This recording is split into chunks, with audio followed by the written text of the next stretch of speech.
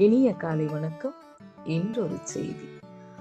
தூறல் மழை விழும் நெடுஞ்சாலை பரப்புகளில் தன் கனவுகளை சுமந்து சிறகடித்திருக்கையில் தவறி தரையில் ஒட்டிக்கொண்ட ஒரு பட்டாம்பூச்சியின் போராட்டங்களை உணராத வாகனங்களின் அணிவகுப்பினை போன்றதுதான் நம் மனநிலை உணராமல் நடந்து கொள்பவரின் வரிகளும் வார்த்தைகளும்.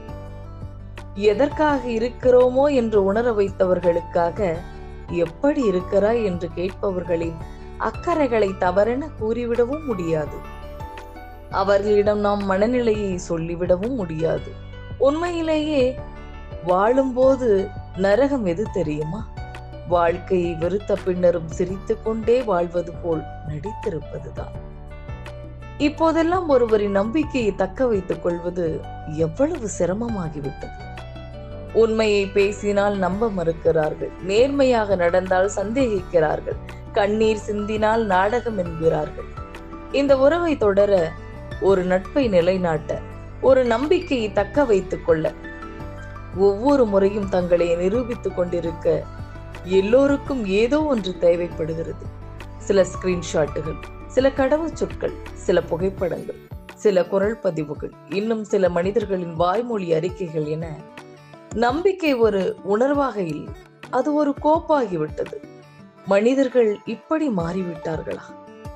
இல்லை நம்பிக்கைதான் பழங்கதையாகி போய்விட்டதா? கருப்பு வெள்ளை புகைப்படங்கள் தான் வண்ணங்களால் நிரப்புகிறது வாழ்க்கையை. நித்தம் எடுக்கப்படும் சுயம்புகளின் அழகை தவிர சொல்லிக்கொள்ள இங்கு எதுவுமே இல்லை. ஓர் அடர்த்தியான நினைவுகளால் ததும்பி நிற்கும் கருப்பு வெள்ளை காலத்தின் நிறம். பேசாமலேயே மௌனித்து நிற்கும் புகைப்படங்கள் நிறைய பேசுகின்றன நாள் முழுவதும். கருப்பு வெள்ளை என்பது நிறம் அல்ல, அது ஆதியின் தோன்றிய பூமியின் அசல் வண்ணம். அப்படியே இருந்திருக்கலாமோ? இந்த பரிமாண வளர்ச்சி தான் இந்த மனிதர்களின் அதிகப்படியான சிந்தனையில் புகுந்து இப்படி நம்பிக்கையை உடைக்கின்றனவா என்றெல்லாம் நமக்கு தோன்றுகிறது.